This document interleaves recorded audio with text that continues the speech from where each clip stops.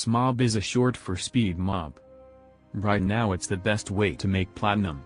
Each run lasts between 15 to 20 minutes and gives around 1,500 to 2,000 platinum. The best setting for SMOB runs is hard, so you should be level 10 before looking for a crew. Let's start off by explaining the ringsets. The usual set is 3 to 4 attacks, 1 heal and a passive. If your crew isn't so good at healing, you might want to bring meat just in case. If your crew is fine at healing, then you can drop meat for another attack. Since lag is a massive issue in SMOB for some, it's recommended that you drop AoE attacks if you lag. Here's all the rings sorted out by how useful they are in SMOB. I won't go into too much details in the maybe and no categories. The attacks can be divided into AoE and melee. AoE rings affect the area around the target, often hitting multiple enemies. The best ones for SMOB are Hot Foot, Fire Rain, and Water Balloon. If you lag a lot, then it's better if you bring melee attacks instead of AOS, like Hack, Slash or Mantis.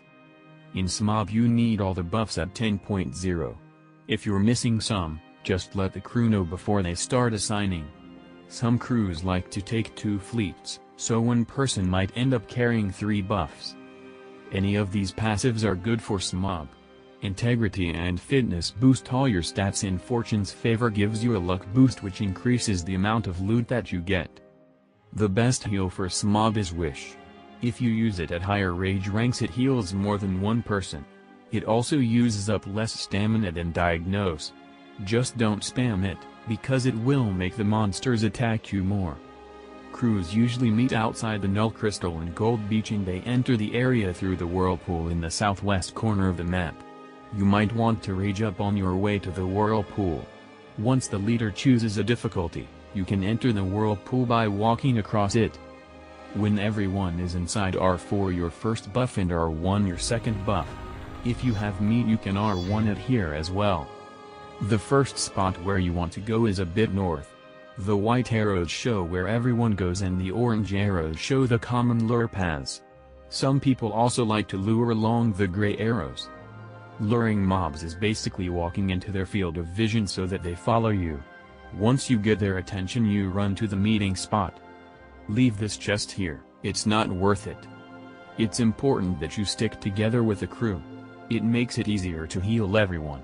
If you lag, then luring the mobs is not recommended.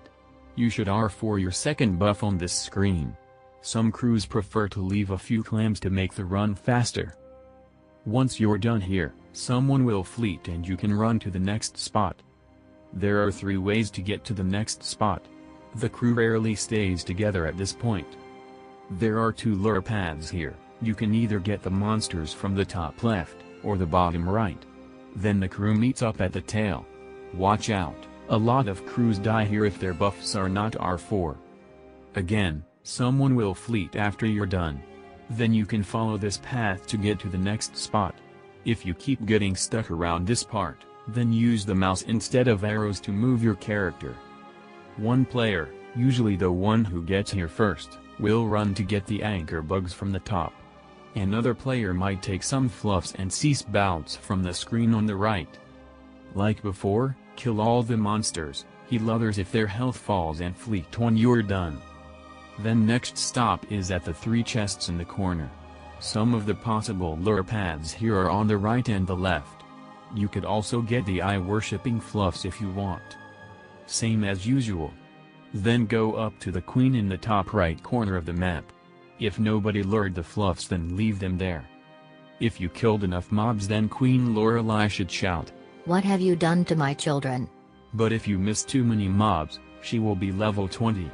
In that case she says, "Creatures of the sea, lend me your power," and then tries to kill anyone near her.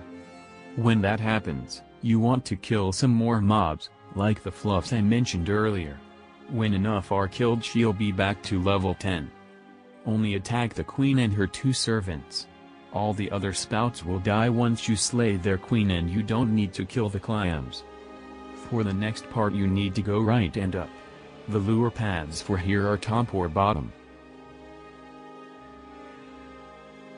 When all the clams are killed you can fleet and open the crates.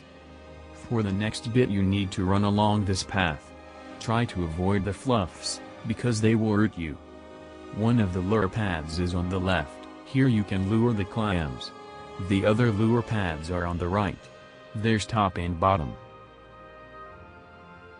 Kill the mobs as usual and then get the chest in the bottom right corner. After that you can go up. Here the crew will go right and one person will get the chest. Then you can go down to the final spot, luring the subs along the way. Right at the end, one person kneels to take more damage and die. This way they can exit the area by going to null. Usually it's either the leader, the person carrying koi or fleet, or someone who is leaving the crew. When the mobs are killed and the chest opens, you can leave the crew and regroup for another round.